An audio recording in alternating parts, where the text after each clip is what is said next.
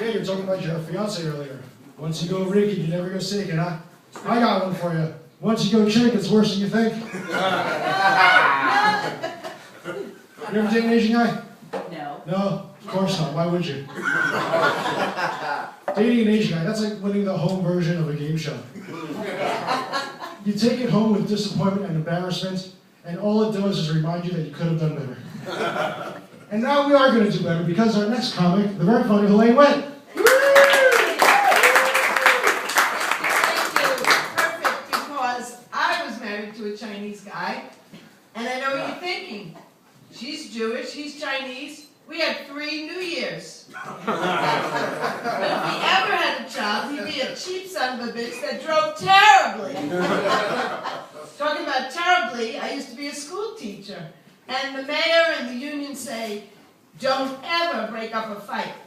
And the other advice, right, they say, everything's a teachable moment.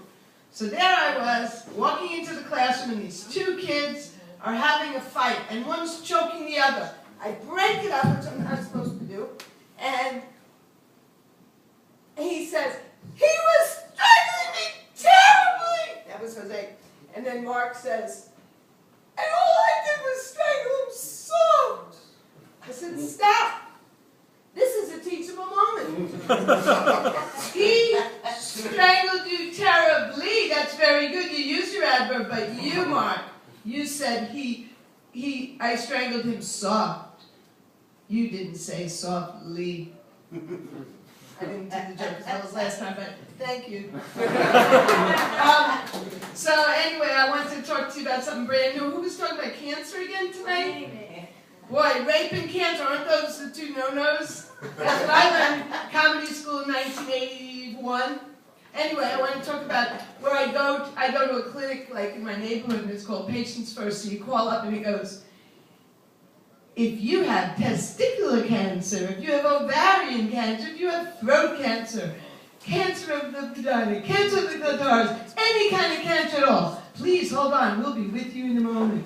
And when you wait and you're holding, nobody's laughing, when you wait and you're holding, you think, gee, this sounds so luxurious and wonderful. I feel left out. I was just calling for my regular checkup.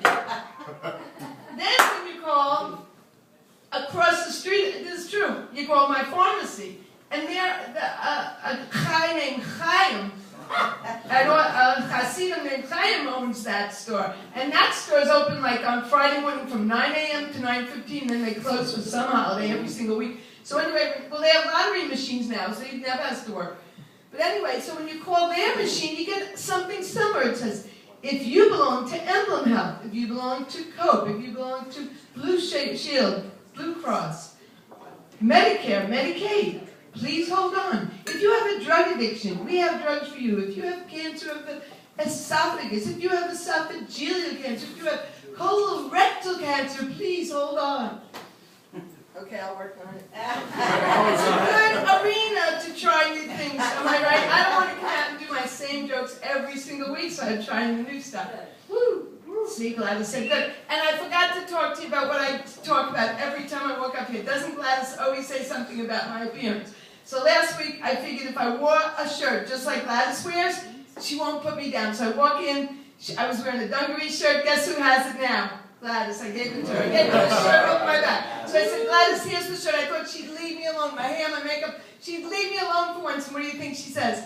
You got to get a new bride. And then I said, but Gladys, I got 10 of them. Everyone knows it's on every one of my videos. I got 10 because even Bob asked me about them. She goes, no, you're not wearing them tight enough. I said, Gladys, I'll get cancer. I'll get breast cancer. I can't do them any tighter. They're up as high as I can. You know what she said? You need to get a breast reduction. I can't make up these. Here I am writing jokes like he said it takes you 11 months to write 45 minutes, and I walk in and I get all my jokes just from what Gladys says to put me down. I said, Gladys, I'm going to not be bothered by this.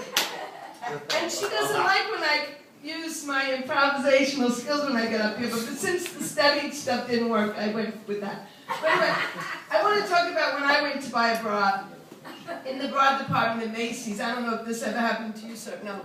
Just kidding. My week for boys. Next week. Anyway, I walk in, and it's 9 o'clock in the morning, and And there's a lady named Flo.